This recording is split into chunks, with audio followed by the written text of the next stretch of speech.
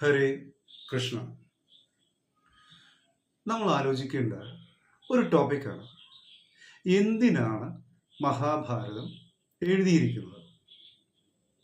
അത് നമുക്ക് പഠിക്കാനാണോ, നമ്മുടെ അടുത്ത തലമുറയെ പഠിപ്പിക്കാനാണോ, അതല്ല മറ്റെന്തെങ്കിലും ഉദ്ദേശത്തിനാണോ? നമുക്ക് മനസ്സിലാവുന്ന ഒരു സത്യം കൂടിയുണ്ട്. മഹാഭാരതം മറ്റുള്ളവരെ പഠിപ്പിക്കുന്നുണ്ടാവാം.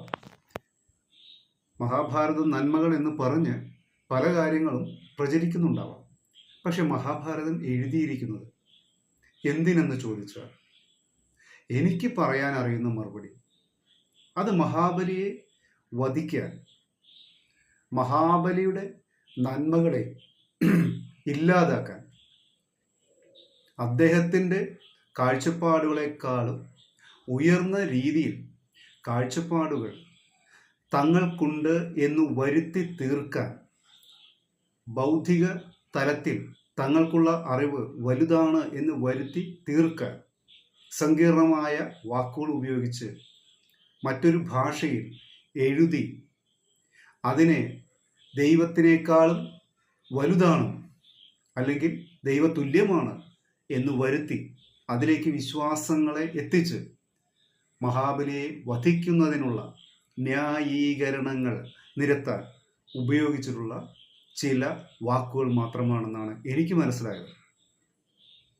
കാരണം നന്മകൾ എന്ന് നമ്മൾ പറയുന്നതെല്ലാം മഹാബലി നന്മകളാണ് എന്ന് തിരിച്ചറിയുമ്പോഴാണ് ഈ വസ്തുത നമുക്ക് മനസ്സിലാവുന്നത്. എന്താണ് നന്മകൾ എന്ന് പറഞ്ഞാൽ എല്ലാം മഹാബലി നന്മകളാണ് എന്ന് പറയുന്നതും, അതിനെതിരെ മഹാഭാരതത്തിൽ എന്ത് എഴുതി വച്ചിരിക്കുന്നു എന്ന് എങ്ങനെയാണ് കണ്ടെത്തിയിരിക്കുന്നത്? നമുക്കൊന്ന് നോക്കാം. നമ്മൾ പാടി നടക്കുന്ന മഹാബലിയുടെ നന്മകളിൽ പ്രധാനപ്പെട്ടതാണ് മാനുഷരെല്ലാവരും ഒന്നുപോലെ. മഹാബലി നാടുവാണിരുന്ന കാലത്ത് മനുഷ്യരെല്ലാവരും ഒന്നുപോലെ. എന്താണ് ഭഗവത്ഗീതയിൽ എഴുതി വെച്ചത്? ചാതുർവർണ്ണ്യം മയാ സൃഷ്ടം ഗുണകർമ്മ വിഭാഗശ. മനുഷ്യരെ വേർതിരിച്ചിരിക്കുന്നു. ആര് വേർതിരിച്ചു? കൃഷ്ണൻ വേർതിരിച്ചിരിക്കുന്നു. എന്തുകൊണ്ട് കൃഷ്ണൻ എന്ന പദം ഉപയോഗിച്ചു? മഹാബലിയുടെ വിശ്വാസ കേന്ദ്രം കൃഷ്ണനായിരുന്നു എന്നത് നമ്മൾ മനസ്സിലാക്കുമ്പോൾ മാത്രമേ അതിലൊരു സത്യമുണ്ട് എന്ന് നമ്മൾ ചിന്തിക്കാൻ സാധിക്കുള്ളൂ, നമുക്ക് മനസ്സിലാവുകയുള്ളൂ.